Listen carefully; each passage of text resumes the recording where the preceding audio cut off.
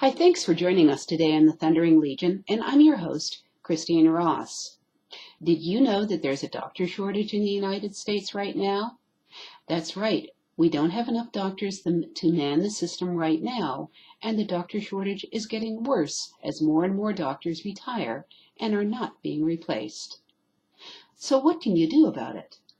What can you do to take control of your own health and prevent heart disease? Today on the Thundering Legion, we're going to be talking about stinging nettles and heart disease. I'm not a medical doctor, and I'm not licensed to diagnose or prescribe. This information is for educational purposes only. The stinging nettle plant has stingers that are removed when they are harvested. When you buy nettles, they won't sting you. If you have allergies, you might have heard that nettles can help you overcome allergies, and that's true. But you may not know that it's a teaching in herbalism that herbs shaped like human organs can benefit that organ. For example, stinging nettles have heart-shaped leaves and can benefit the heart. Nettles can lower cholesterol and blood pressure. Like I've said earlier in the series, inflammation is an important marker of heart disease. Drinking nettle tea can reduce inflammation. For hundreds of years, nettles have been used to overcome a variety of health problems.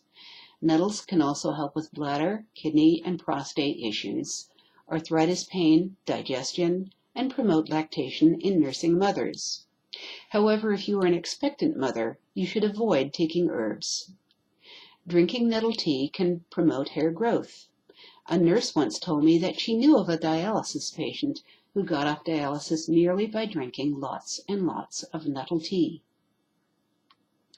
Stinging nettles don't really have much of a taste, and you can make a tea out of them with 1 pint of water and a tablespoon of nettles.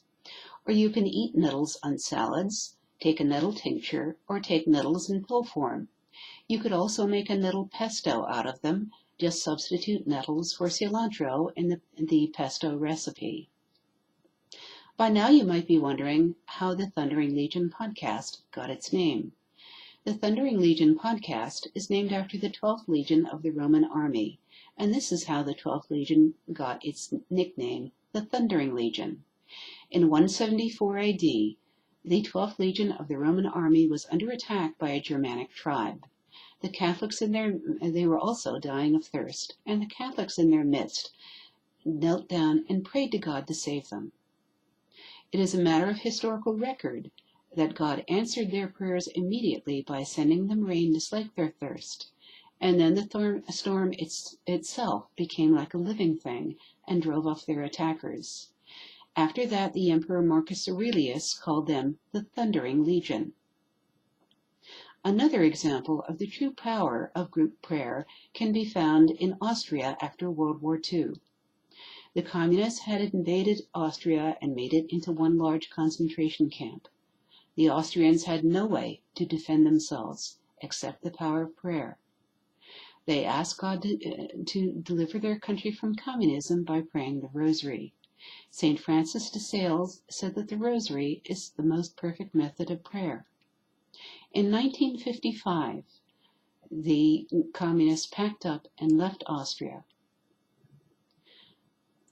That's why you should pray the Rosary every day and for your country. Thanks for listening. Goodbye now.